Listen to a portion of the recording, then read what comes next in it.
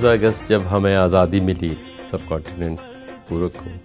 تو پورا ملک 14 اگست آزادی کا دن مناتا ہے پاکستان میں، اور ہم اس آزادی کو دن کو گلگت بلتستان میں بھی مناتے ہیں۔ بٹ ساتھ ساتھ میں گلگت بلتستان میں ہم 1 نومبر کو جو آزادی کا دن مناتے ہیں اس کے پیچھے ایک پوری ہسٹری ہے۔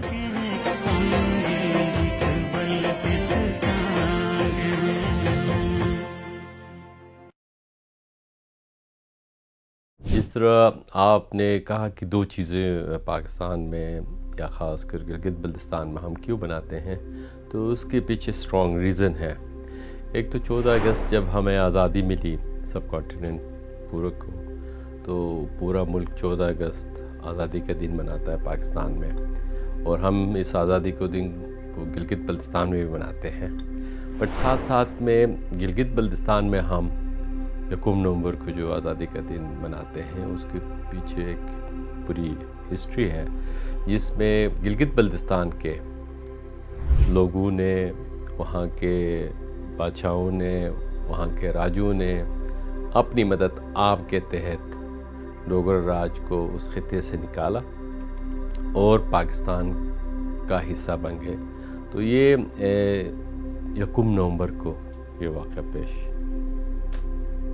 تھا، تو اس لیے 1 نومبر کو پورے گلگت بلتستان میں آزادی کا دن مناتے ہیں، کیونکہ اس سے پہلے ڈوگرا راج پورے اس ریجن میں تھا، تسلط تھی ان کی، ایکسس تھا ان کا۔ تو یہی وجہ ہے کہ گلگت بلتستان میں 1 نومبر کو آزادی کا دن جوش و خروش سے مناتے ہیں۔ آپ اس بات سے اندازہ لگائیں کہ پورے اس ریجن میں پرنسلی اسٹیٹس تھی، اور لوگ اپنی پرنسلی اسٹیٹس میں زندگی گزار رہے تھے، لیکن سکردو، استور، یہاں تک ایکسس تھی مہاراجہ کی، ان کا تسلط تھا، یہاں پہ وہ حکومت کرتے تھے۔ But the same time Gilgit تک، بونجی تک وہ پہنچ گئے تھے 1935 تک۔ لیکن اس سے پہلے یہ آزادی کا سفر برصغیر پاک ہند میں شروع ہوا تھا، اور اس کے دیر سے وہاں خبر پہنچنا بھی ایک خاص ریجن ہے کہ پاکستان ایک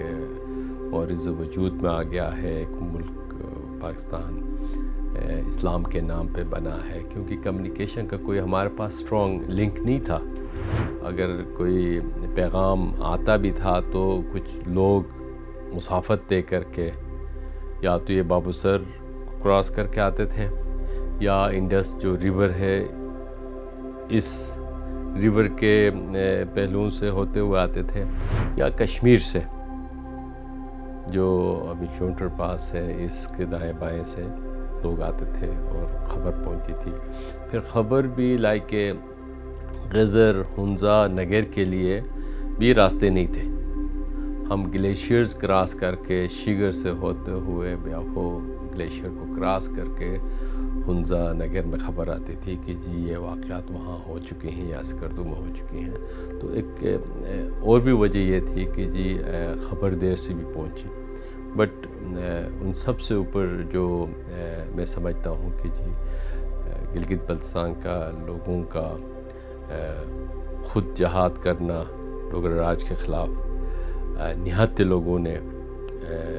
اس ظالم سامراج کے خلاف کھڑے ہو گئے، اور ہمارے جو باپ دادے تھے انہوں نے اپنی سلطنت کی قربانیاں دی کہ جی ہم ان ڈوگرا راج کو یہاں سے نکال باہر کرتے ہیں اور ہم پاکستان میں اپنے آپ کو شامل کرتے ہیں۔ تو میں سمجھتا ہوں کہ اس زمانے میں یہ پریکٹیکل ایک جو آپ جدوجہد یا عملی مظاہرہ کسی اس میں کر سکتے ہیں، تو اس کا عملی نمونہ آپ گلگت بلتستان کے لوگوں کو کہہ سکتے ہیں کہ جی انہوں نے عملاً یہ ظاہر کیا کہ جی وہ پاکستان کے ساتھ ہیں۔ میں سمجھتا ہوں کہ جی میر آف ہنزا، میر محمد جمال خان، کیونکہ اس زمانے میں اس ریجن میں ہماری بہت زیادہ آبادی ہنزا کی خاص کر اسماعیلی کمیونٹی رہتی ہے، اور سامنے بالکل کراس دی ریور نگر میں شیعہ کمیونٹی ہے، پھر گلگت میں مکس ہے، غزر میں بھی دونوں کمیونٹیاں رہتی ہیں، شیعہ سنی اور اسماعیلی۔ تو اس زمانے میں جو لنک ہمارے بمبئی سے یا سنٹرل ایشیا کے تھرو ہوتا تھا، کمیونٹی لنک، وہ میر محمد جمال خان جو والی حمزہ تھے ان کے ذمہ تھی، اور وہ سر سلطان محمد شاہ آغا خان سیوم جو پاکستان کے فاؤنڈرز میں ہیں، ان کے ساتھ لنک تھے، اور وہ نمائندے تھے سنٹرل ایشیا کے لیے، اور سنٹرل ایشیا اور اس زمانے میں یہ حمزہ اور گلگت بلتستان یہ اس کے ساتھ جڑا ہوا تھا، تو وہ ایک لنکیج ان کے ساتھ تھی۔ اور ساتھ میں جس ملک کی بنیاد میں سر سلطان محمد شاہ آغا خان کا ہاتھ ہو، اور قائد اعظم محمد علی جناح کا ہو، اور باقی ہمارے اکابرین جو علامہ اقبال کی سوچ ہو، سر سید کی قربانیاں ہوں، تو وہ قصے میر محمد جمال خان کو تک تھی اور ان تک یہ پہنچی ہوئی تھی، تو وہ ویژنری ایک لیڈر تھے۔ انہوں نے یہ تہیہ کیا ہوا تھا کہ جس کی بنیاد سر سلطان محمد شاہ آغا خان نے رکھی ہے، ہم نے ان کے ساتھ جانا ہے، اور جس کا نام پاکستان ہے۔ کیونکہ حمزہ اور نگر کی آپ دیکھتے ہیں کہ اگر جغرافیائی طور پہ بہت امپورٹنس ہے، کیونکہ سراؤنڈنگ میں سنٹرل ایشیا کے ممالک بھی ہیں، چائنا بھی ہے، پھر انڈین بارڈرز بھی ہیں، پھر اگر اس طرف ہم آ جاتے ہیں تو چترال اور افغانستان کے بارڈرز بھی ہیں، تو اسٹریٹجیکلی بہت امپورٹنٹ تھا، اور اس کی اہمیت کو ان کو اندازہ تھا، اور انہوں نے اس اہمیت کو اپنی پوری ریاست نہ صرف حمزہ بلکہ نگر کے امیر کو بھی کنونس کیا، کیونکہ رشتہ داری تھی نگر کے امیر کی، سسٹر ان کی زوجہ محترمہ تھی رانی صاحبہ، تو اس انفلوئنس کو استعمال کرتے ہوئے انہوں نے پاکستان کو جوائن کیا اور پاکستان میں اپنے آپ کو ضم کیا۔ ہم سمجھتے ہیں کہ جس طرح آزادی میں، جنگ آزادی میں برگیڈیئر شاہ خان صاحب کا کردار ہے، شاہ رئیس کا کردار ہے راجہ، اچھا نگر کے ہمارے جو راجے ہیں ان کا کردار عملاً انہوں نے جنگ لڑی ہے اور فتح یاب ہوئے ہیں، لیڈ کیا ہے پورے اس مراکے کو۔ اور میں سمجھتا ہوں کہ اگر ان قربانیوں کو دیکھا جائے تو کیونکہ عوام جو پبلک تھی وہ اپنے رہنماؤں سے، اپنے بڑوں سے محبت کرتی تھی، اور بڑے جو ہمارے راجے تھے، میر صاحبان تھے، وہ اپنے عوام سے محبت کرتے تھے، وہ ایک گھر جیسا تھا اور گھر جیسا ہے، اور جس کی بدولت ایک بڑی طاقت کو شکست دینے میں وہ کامیاب ہو گئے۔ جس طرح گزشتہ چند مہینوں میں پاکستان یکجا ہو کے انڈیا کو شکست دی ہے بڑی طاقت کو، اس زمانے میں ہم سمجھتے ہیں کہ گلگت بلتستان خاص کر حمزہ اور نگر نے جو اپنے خدمات اس ریجن کو دیے ہیں، قربانیاں دی ہیں، اور شہادت پہلی نصیب ہوئی ہے جو وہ حمزہ کے ہمارے بہادر لوگ تھے۔ اور اگر آج آپ دیکھیں گے گلگت بلتستان کے شہیدوں کے مینار پہ، تو آپ کو اگر سب سے لمبی فہرست بھی ملے گی تو وہ حمزہ کے جو شہداء ہیں ان کی فہرست ہے کہ جنہوں نے قربانیاں دی تھیں۔ نگر کے شہداء ہیں ان کی فہرست ہے، غزر کے شہداء ہیں، پنیال کے شہداء ہیں ان کی فہرست ہے، تو نام آپ کو وہاں ثبوت کے طور پر ملیں گے کہ انہوں نے اس جدوجہد میں اپنے قیمتی جان گنوائی اور پاکستان کے ساتھ الحاق کیا۔ میں سمجھتا ہوں کہ ان کی جو ہماری لیڈرشپ تھی یا اس زمانے کے ہمارے میر صاحبان تھے، ان کی دور اندیشی اس سینس میں کہ ہم ایسے خطے میں ہیں جہاں کمیونیکیشن بہت مشکل ہے، اور ان دنوں میں خاص کر ٹو ایکسس کہیں پہ چائنا جانا ہو، سنٹرل ایشیا جانا ہو، یا سب کانٹیننٹ آنا ہو تو بہت ڈیفیکلٹ تھا۔ اور کئی ہفتوں کئی مہینوں گھوڑوں پہ خچروں پہ پورا کیروان آتے تھے اور ایک دفعہ سال میں وزٹ کرتے تھے اور واپس اگلے سال اپنے علاقوں میں جاتے تھے. بٹ ان کو اندازہ تھا کہ جی ہم نے کیا ڈیسیجنز لینے ہیں، اور جنگ میں جانے سے پہلے وہ یہ فیصلے کر چکے تھے کہ یہ سٹیپ ہے، آپ نے اس کے بعد یہ سٹیپ اٹھانا ہے. تو ایک تو جرأت، بہادری، کیونکہ ہمارے لوگ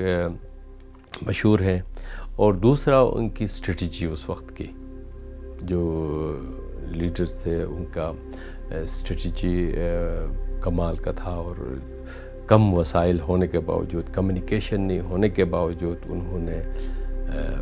فتح کو اپنے سر پہ سجایا. میں سمجھتا ہوں کہ جس طرح ہم نے ایکسیشن لی تھی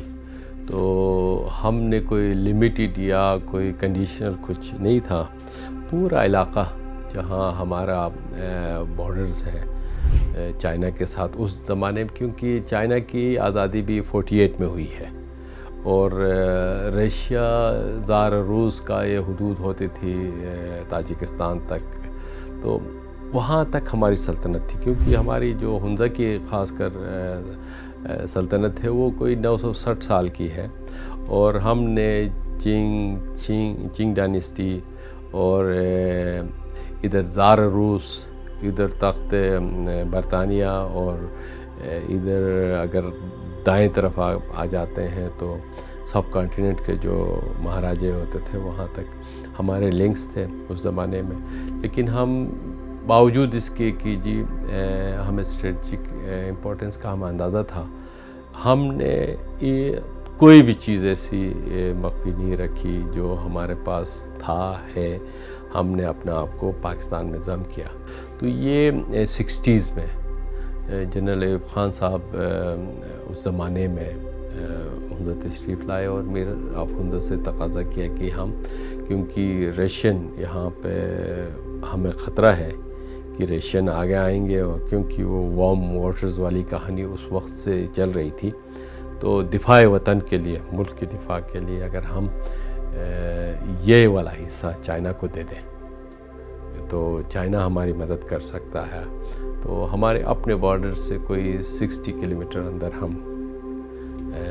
وہ والا حصہ ایک ایگریمنٹ کے تحت چین کو دیا گیا، اور صرف اس کے پیچھے کوئی کاربن چیزیں جو ہیں وہ ہے دفاع پاکستان کہ جی ہم اس کو عملی طور پہ کیسے مضبوط بنا سکتے تھے. کیونکہ اس زمانے کی لیڈرشپ کا یہ خیال تھا کہ اگر ہم اس حصے کو بارڈرز اگر آگے لے آتے ہیں تو یہ ملک کی سالمیت مزید مضبوط ہو سکتی ہے. تو ہم نے عملاً اس چیز کو ایکسیپٹ کیا، اور آج اللہ کے فضل سے پاکستان ایک مضبوط پاکستان ہے. اور اس سال جو پوری دنیا کو دکھا دیا کہ جی پاکستان پہ آنچ نہیں آئے گا، کیونکہ ایک اس کی قیادت ایک مضبوط قیادت کے ہاتھ میں ہے، اور وہ اس دفاع وطن کو بہتر سمجھتے ہیں، نہ صرف زمینی نہ سمندری، بلکہ آپ کے ایئر کنٹرول کو بھی وہ اپنے انڈر لاتے ہیں. تو وہ عملی مظاہرہ آپ نے دیکھ لیا اور پوری دنیا نے دیکھ لیا. تو جو ہم سمجھ رہے تھے کہ جی مشکل وقت ایک ملک پہ آ سکتا ہے، جو خوف تھا اس خوف کے بت کو ان چند مہینوں میں، گزشتہ چند مہینوں میں توڑا گیا، اور پاکستان ایک دنیا کے لیے ایک نیا ایٹمی طاقت یا عملی طور پر جو نظر آیا ہے اس کو پوری دنیا نے دیکھا. اور آج اگر امریکہ سے لے کر نیپال، چائنا سے لے کر ایشیا، اور یورپ سے لے کر ایشیا تک آپ کی واہ ہے، تو یہ فوجی قیادت ہی ہے جس نے ناقابل تسخیر بنایا پاکستان کو، اور اس کی دفاع کو اتنا مضبوط بنایا کہ لوگ رشک کھاتے ہیں کہ جی آپ کی دفاع مضبوط ہے. اور ماشاءاللہ جو ہماری ٹریننگز اور جو ہمارے افواج میں جو ہمارے سپود ہیں یا ہمارے آفیسرز ہیں، ان کے کمال مہارت، محنت اور ان کی جان فشانی نے اس چیز کو بالکل عیاں کر دیا کہ جی ہم ایک بہادر اور منظم اور فاتح قوم ہیں۔ میں سمجھتا ہوں کہ جی اس ریجن میں جو بڑی چینجنگ تھی وہ یہ ملک خدا داد پاکستان لا الہ الا اللہ محمد رسول اللہ کے نام پہ بنا، اور دنیا میں 2 ہی ایسے اسٹیٹس ہیں جو عقیدے یا مذہب کے بنیاد پہ بنے ہیں۔ ایک پاکستان ہے خوش نصیبی جس کا ہم باسی ہیں، اور دوسرا اسرائیل ہے جہاں آج تک جنگ و جدل چل رہی ہے۔ تو ہمارا جڑنے کا مقصد پورے اس ریجن میں جو اسلام پہنچا ہے اور مسلمان ہونے کے ناطے ایک ہی چیز ہمیں جوڑتی ہے، وہ ہے لا الہ الا اللہ محمد رسول اللہ۔ تو اس نعرے پہ کہ جی پاکستان مسلمان عقیدے پہ بنا ہے، لوگوں نے اپنی جان بھی قربان کی اور انکنڈیشنلی آج تک اور مرتے دم تک اور صدیوں تک لوگ اس ملک سے جڑے رہیں گے۔ جب یہ خبر وہاں ملی کہ جی پاکستان مورز وجود میں آ گیا ہے، تو جس طرح باقی اسٹیٹس پاکستان میں مرج ہوئے تھے یا پاکستان کو باوپور تھا، سوات تھا، یہ تو پاکستان نے ان باقی اسٹیٹس کو اپنایا ہوا تھا کیونکہ ایکسیس ایزی تھی، لیکن ہنزا اور نگر کمیونیکیشن نہ ہونے کی وجہ سے ان ٹائم وہ انفارمیشن نہیں پہنچی۔ جس ٹائم وہاں پہ یہ انفارمیشن پہنچ گئی تو آزاد ایک گلگت بلتستان کے باوجود ہم نے یہ اس میں بہتری سمجھی کہ جو ہمارے بڑے تھے کہ انہوں نے قائد اعظم کے ساتھ جا کے ایکسیشن پاکستان کی، اور اس میں نہ صرف ہنزا نے بلکہ میر نگر کو کنونس کیا کہ جی آپ بھی آ جائیں، اور کیونکہ ہم جس لا الہ الا اللہ محمد رسول اللہ کے نام کے نعرے کا ہم پابند ہیں یا اس کی ہم دل و جان سے اس چیز کو ہم مانتے ہیں، تو ہمیں عملی طور پر اس کا ثبوت دینا پڑے گا کہ قائد اعظم کے ساتھ انہوں نے یہ معاہدہ کیا، اور وہ دن اور آج کا دن ہم پاکستان کا حصہ ہیں، اور ہم سمجھتے ہیں کہ جی وہ ہمارے بڑوں نے بروقت دور اندیشی سے یہ فیصلہ اٹھایا، اور اس میں گریجولی ہم ترقی کے منازل طے کر رہے ہیں، جس میں آپ دیکھ رہے ہیں کہ جی شاہراہ قراقرم اگر اس سے پہلے کی بات کریں تو اس ریجن میں ترقی کے لیے کوئی ایسے خاص مواقع نہیں تھے جو ترقی کے منازل تیزی سے طے کر سکتے تھے، لیکن جب یہ پاکستان کے ساتھ اپنا آپ کو ہم نے جوڑا، اپنا آپ کے پاکستان میں ضم کیا، تو اس کے ثمرات آہستہ آہستہ ہمیں ملتے گئے، اور آج ہم ایک دنیا میں 8واں عجوبہ ہے شاہراہ ریشم، اس کے ثمرات سے پورا علاقہ گلگت بلتستان فائدہ اٹھا رہا۔ میں یہ سمجھتا ہوں کہ ہم اور پاکستان لازم و ملزوم ہے، وہ اس مد میں کہ جی گلگت بلتستان کو جو قدرت نے مختلف چیزوں سے نوازا ہے، خاص کر میں اگر ذکر نہ کروں پانی کا، تو یہاں پہ پانی جو اللہ تعالیٰ نے اس ریجن کو انڈس کی شکل میں نوازا ہے، وہ ہم سب کو جوڑتا ہے، خنجراب سے لے کر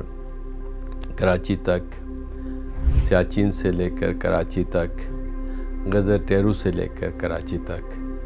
اور راستے میں جتنے ہمارے اضلاع آتے ہیں، گلگت، دیامر، استور، بلتستان، ہنزا، نگر، غزر، تو یہ ہمیں جوڑتا ہے۔ میں سمجھتا ہوں کہ ہمارا رشتہ مطلب ختم نہیں ہونے والا، وہ یہ پانی ہمیں جوڑتا ہے، ہمارا رشتہ یہ مضبوط کرتا ہے، اور اگر خاطر خواہ ہم کوئی اس پانی سے فائدہ نہیں اٹھا سکے تو اسے میں سمجھتا ہوں میں بھی قصوروار ہوں، اور ہماری جو پولیٹیکل ایلیٹ ہے، لیڈرشپ ہے، شاید انہوں نے بروقت اس پہ غور نہیں کیا ہوگا، یا حالات ہمارے معاشی اتنے اچھے نہیں ہو سکیں کہ جی ہم بڑے بڑے اقدام کرتے ہیں اور اس ملک کو آگے لے کے چلتے ہیں. جس طرح آپ کے علم میں ہوگا کہ جی ہمارے پاس تو کوئی 50,000 میگا واٹ سے اوپر کی پوٹینشیل ہے صرف اگر ایک پانی کو ہی لیتے ہیں. جس طرح میں بار بار کہیں پہ بھی یہ ذکر کرتا ہوں کہ جی سعودی عربیہ، قطر، روس یا اور ممالک کو اللہ تعالیٰ نے گیس، تیل سے نوازا ہے تو ہمیں پانی سے نوازا ہے. ہم اگر اس کی قدر کریں اور اس سے فائدہ اٹھائیں تو یہ پورے ملک کو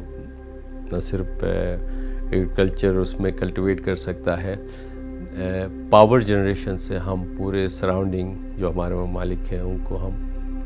پاور ایکسپورٹ کر کے اس ملک کو آگے لے کے چل سکتے ہیں. پھر ساتھ ساتھ میں گلگت بلتستان میں جو ٹورزم کا پوٹینشیل ہے، میں تھوڑی دنیا گھوما ہوں، اس کو بھی لے کے ہم ابھی تک خاطر خواہ پلاننگ انویسٹمنٹ نہیں ہوئی ہے، بٹ جتنی بھی ہوئی ہے ایک خاص رفتار سے ہم آگے جا رہے ہیں. بٹ مزید بہت گنجائش ہے. ہم ملک کے لیے قیمتی زر مبادلہ اس پوٹینشیل سے اٹھا سکتے ہیں اور گلگت بلتستان کی ترقی کو تیز تر کر سکتے ہیں. تو یہ پوٹینشیل ہے ہماری گلگت بلتستان کی. میرا یقین ہے کہ چائنا پاکستان اکنامک کوریڈور کا جو منصوبہ ہے یہ آپ کو جوڑتا ہے. مختلف اکنامک ہبز بنیں گے، اچھا جو آپ میں پوٹینشیل ہے اس کو ایکسپلور کیا جائے گا اور مواقع دیے جائیں گے کہ جی آپ مختلف کامرس اور انڈسٹری کو فعال بنائیں اس پورے ریجن میں. تو اس کا نیٹ ورک بچھانے کے لیے جو ایک سی پیک کا روڈ نیٹ ورک ہے وہ آلموسٹ میں سمجھتا ہوں کہ جی کسی حد تک کمپلیٹ ہو چکا ہے. But still Gilgit Baltistan need to be, مطلب ہمیں چاہیے کہ جی ہماری روڈ انفراسٹرکچر مزید بہتر ہو تاکہ اس کے ثمرات اس ریجن کے ہر حصے میں پہنچیں. لیکن اس کو میں سمجھتا ہوں کہ جو ابھی لاسٹ 2 months بیک اس پہ کافی پیش رفت ہوئی ہے. بیجنگ میں لیڈرشپ جا کے جو چائنا گورنمنٹ سے بات کی ہے کہ جی اس کا فیز 2 ابھی سٹارٹ ہونے والا ہے، تو اس کے ثمرات بھی گلگت بلتستان میں آنا شروع ہو جائیں گے اور وہاں کی معیشت میں چینجنگ آئے گی. مجھے قوی یقین ہے کہ انشاءاللہ گلگت بلتستان میں بھی معاشی ترقی بہت تیزی سے آئے گی. میں سمجھتا ہوں کہ جی ڈے 1 سے جب پاکستان معرض وجود میں آیا تو اس زمانے میں گلگت سکاؤٹس بڑا کردار ادا کیا. جب پاکستان کی آزادی میں انہوں نے مختلف محاذوں پہ اپنا کردار ادا کیا. پھر گلگت بلتستان کی آزادی میں نہایت ہمارے جو جان باز سپاہیوں نے، افسروں نے اپنی قیمتی جانیں گنوا کے اس علاقے کو آزاد کرایا. پھر اس کے بعد دفاع وطن پاکستان کے لیے آج تک جان دینے میں یا جان کی قربانی دینے میں دریغ نہیں کیا. اور آپ جب بھی گلگت بلتستان کوئی بھی شخصیت اگر وزٹ کرتی ہے، کیونکہ ہم مختلف ویلیز میں ہیں، تو سڑک سے گزرتے ہوئے جہاں پہ قبرستان آپ کو نظر آئے گا، پاکستان کے جھنڈے نظر آئیں گے. سیاچن ہو یا کوئی اور محاذ ہو پاکستان کا جس میں گلگت بلتستان کے بہادر جوانوں نے اپنے جان کا نذرانہ دیکھ کے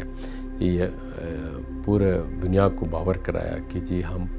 پاکستان کی آزادی اور سالمیت پہ اپنا جان قربان کر سکتے ہیں. اس کی زندہ مثال نشان حیدر ذالک جان کی ہے. تو گلگت بلتستان کی آبادی 2.2 ملین کی ہے. پورے پاکستان کی آبادی کوئی 22-23 کروڑ کی ہے. اگر نشان حیدر کا وہ آپ ریشو دیکھیں تو گلگت بلتستان بھی پیچھے نہیں ہے اور کئی تمغات اور اعزازات گلگت بلتستان کے ان بہادر جوانوں نے، افسروں نے لی ہے جو پاکستان کے لیے ان کے خدمات ہیں. اور اس کو حکومت پاکستان نے بھی ریکمینڈ کیا ہے کہ جی جو بہادر افواج کی ایک ٹیم ہوتی ہے یا بہادر افواج ہوتے ہیں، ان میں گلگت بلتستان کے جو نوجوان ہیں یا وہاں کے سپاہی ہیں، جوان ہیں، ان کا شمار دنیا کے بیسٹ سولجرز میں ہوتا ہے۔ اور دوسری طرف اگر ہم علمی یا کمانڈنگ پوزیشنز کی بھی بات کریں تو اسی ملک نے میجر جنرلز، لیفٹیننٹ جنرلز جو گلگت بلتستان، خاص کر اگر میں ہنزا نگیر کی بات کروں، غزر کی بات کروں، گلگت کی بات کروں، بونجی کی بات کروں، استور کی بات کروں، بلتستان کی بات کروں، تو آپ کو ان ایام بہت سارے عہدے ملیں گے جو لیفٹیننٹ جنرل کے عہدے پہ ہے۔ اچھا، ایئر فورس میں اگر آپ دیکھ لیں گے تو ہائیسٹ رینکس پہ، ایئر کوموڈور کے رینکس پہ آپ کو ہمارے لوگ ملیں گے۔ نیوی میں اگر آپ دیکھیں گے تو وہاں بھی ایڈمرل کے عہدے پہ ہمارے لوگ ملیں گے۔ اور خاص کر ہماری فیملی کا میں ذکر یہاں پہ کروں کہ ہمارے فیملی کے بہت سارے آفیسرز میجر جنرل اور ان رینکس پہ، ایڈمرل کے رینکس پہ، ایئر فورس کے ہائیسٹ رینکس پہ اپنے خدمات دے چکے ہیں۔ اور کوئی 42 ہمارے فیملی کے ممبرز جو آج کی میں بات کرتا ہوں تو صرف ہماری فیملی کے لوگ 42 آفیسرز اس وقت اپنے خدمات ملک کے دفاع وطن کے لیے دے رہے ہیں۔ اور اس پاکستان نے ہمیں شناخت دی ہے کہ جی وہ اگر آپ میں کوئی صلاحیت ہے تو آپ اپنی صلاحیت یہاں نکھار کے دکھا سکتے ہیں۔ تو جن میں صلاحیت ہے، جن میں جدت ہے کہ جی وہ آگے جا سکتے ہیں، تو برابر کا موقع ہمیں ملا ہے۔ اور اللہ تعالیٰ نے وہ ہمیں نصیب کیا ہے کہ جی ہم ملک کے باقی حصوں کی طرح، باقی آفیسرز کی طرح اگر ہم میں صلاحیت ہے تو ہم نے اپنے صلاحیت کے بل بوتے پر یہ ہائیسٹ پوزیشنز نہ صرف آرمی میں بلکہ سول بیوروکریسی میں، اچھا پھر میں اگر پولیٹیکل اس کی بھی دیکھوں تو ہر جگہ میں ہمیں میسر ہوئی ہیں۔ ایک چیز کی میں محسوس کرتا ہوں کہ جی اگر ہم مزید محنت کریں اس ملک کی بہتری کے لیے، ترقی کے لیے، اور کاوشیں اپنے تیز کریں، تو میں سمجھتا ہوں کہ پاکستان کو ترقی کے منازل طے کرانے میں ہم اپنا کردار ادا کر سکتے ہیں۔ اور یہ ملک کم عرصے میں بہت تیزی سے ترقی کر سکتا ہے۔ اور اس ملک میں جو پوٹینشل ہے، اس پوٹینشل کو اگر ہم برقرار لا کے محنت کو شعار بنا کے آگے چلیں تو یہ ملک کے دنیا کے جدید ممالک میں شامل ہو سکتا ہے۔ اور اس امید کے ساتھ کہ جی ہم اس ملک کی ترقی میں ہم سب اپنا حصہ ڈالیں اور ترقی کو اپنا شعار بنائیں۔